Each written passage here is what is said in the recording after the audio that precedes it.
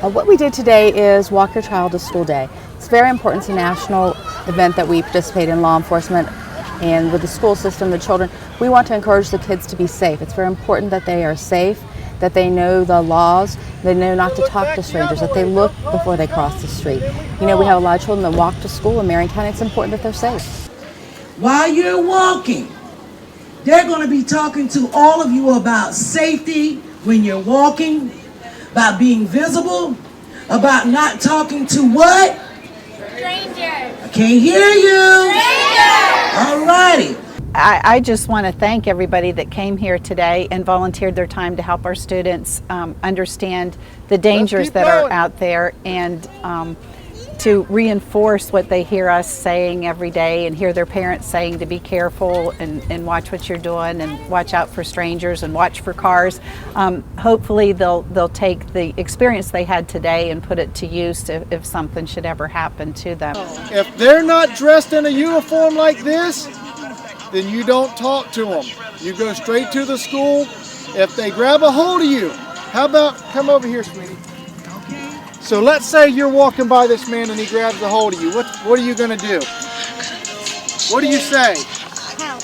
Help. But how do you say it? Do you say, help me, help me? Or let me hear it one time. Let me hear it. Help me! Very good. You scream. Elementary schools seem to be more impressionable. The children are younger. They seem to be more trusting of adults, and they're walking, so they're younger, and so they haven't had the experience. They haven't got to get interaction, and so that's the issue. There's things in life that unless we teach them how to interact with them, they're going to have to learn the hard way, and that's what we're trying to avoid, the unsafe things that they don't even know about yet. It allows kids to understand safety. It also allows children to interact with their parents, which sometimes in this, busy world that they live in doesn't always happen. So it's good that the community could make time for families to do something that helps not only the family but the community as a whole. Friday night, North Marion High will debut a new scoreboard at Stan Toole Memorial Stadium. While it isn't the $15 million athletic complex originally promised, it's the first benefit from a $125,000 donation. This is a result of our donation from the Stronach organization, from our stadium, from about a year and a half ago, I guess. We wanted to see something go in. I mean, obviously with the way that the whole thing went down and what people were expecting to get, between myself and the principal and some other stakeholders, we wanted something to show the community and kind of dress our stadium up a little bit. There's a few other things, that we're working on. Trying to get a new sound system going. We want to redo our weight room for our athletes, so that's coming down. But the scoreboard was something that was noticeably needed around. There's a lot of other things that are a lot more expensive than that. That we weren't going to be able to do, so we just felt like that was a good thing for everybody to see. It's no accident the first use of that money is also the most visible. That was Mr. Whitehouse's goal, was something that people could see and people could know, hey, some of the money went to a good cause, something that they needed. Like I said, the weight room is up next. We want to redo that for all of our athletes, and then again, that's something that people aren't really going to see unless they go in the weight room. So it's this was a good thing and much needed. So the sound system will also be next, and that's something that people will notice. Obviously, our sound system is not very good, so we're working on that too. The new system communicates wirelessly and uses LED technology. That was the problem with the last one. You had to check it before every season. Bulbs go out, got to change the bulbs. That's a pretty lengthy process. This is all LED, so it's it's definitely much better looking than what we had before. Recycling isn't magical, but students at Wyomina Park were recently introduced to a little bit of magic to learn a little bit about recycling. The city of Ocala has brought us in here for the week, and we're here all week performing at, I think, like 6 or 7 different elementary schools. I want you to keep one eye on this sleeve. Just a second. One eye on this sleeve. Okay. And one eye right here. on the handkerchief. I don't have 3 hours. Okay. We're here to teach the kids about the importance of recycling through a magic show. I've been performing this show for about 15 years now. We tour all over the United States, and we perform for over 3 million children throughout the United States with this program. It creates a fun environment for them to learn about recycling in a fun way for young children to learn and to understand recycling through a fun magic show, kind of incorporate the two together. Come over a little closer because I want to take a peek. Because, you know, I think this guy's kind of sneaky, and I just... I don't see anything. Just hold up, because, you know, because I thought he was kind of sneaky, guys, and I thought... Oh!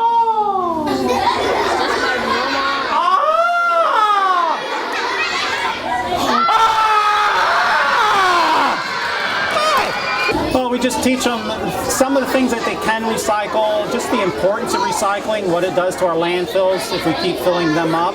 And we just do it through a fun, interactive show. And it's a fun 45 minutes with them. We really have a good time. Let's see what this says real quick. I have no idea what this could say. Let's see what this says.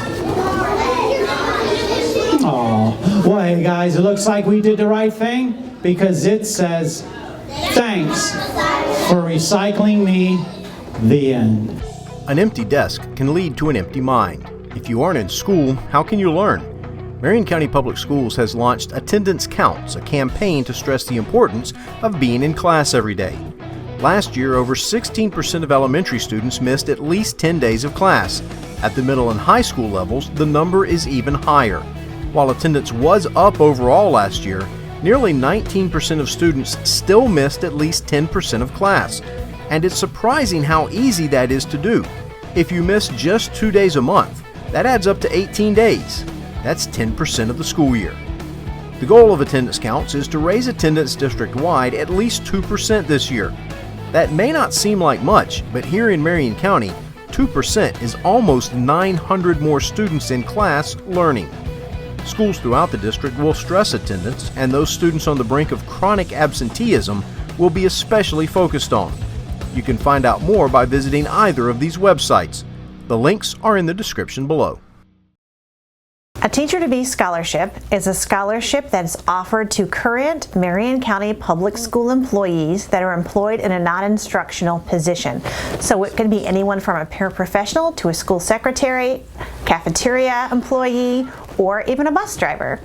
And we want to encourage those people that are part of our Marion County Public Schools family and have the dream and the desire to go forward and become a classroom teacher. We want to encourage that dream, and we want to help them along that journey. There was never a question that this was my path, except for when I was younger, I really didn't know what my path should be. Whenever I started working for the Marion County School Board, then I knew my path. And once I worked out of school, there was no doubt. It was cemented at that point. If there were a shining example or a poster child for the Teacher to Be program, it would absolutely be Gay Street.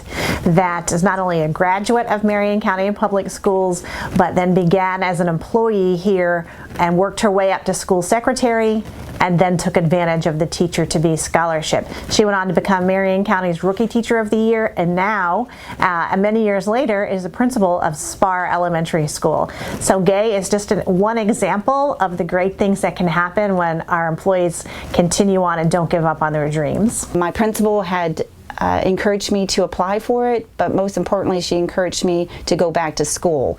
I had 12 credits to my name. I was on academic probation. So I'm just sitting here to tell you that anything is possible.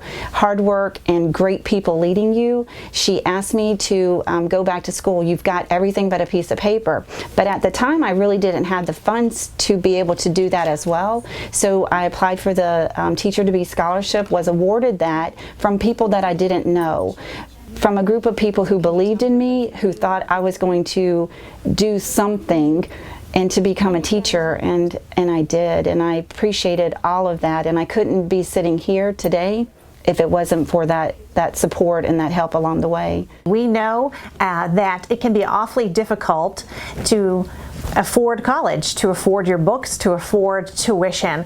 And the scholarship certainly doesn't cover all of those expenses, but it helps. I feel like there's a lot that comes with it. When someone believes in you, then you have some strength that you didn't know you had. And so that's another part of the Teacher to Be Scholarship. You have a whole group, a whole county, a whole village behind you helping you to get your dreams accomplished. And I didn't have that before. I had great parents, I had great people that I worked with, but I didn't have the village. And the Teacher to Be Scholarship helped that village to come together. That was kind of the catalyst for my success.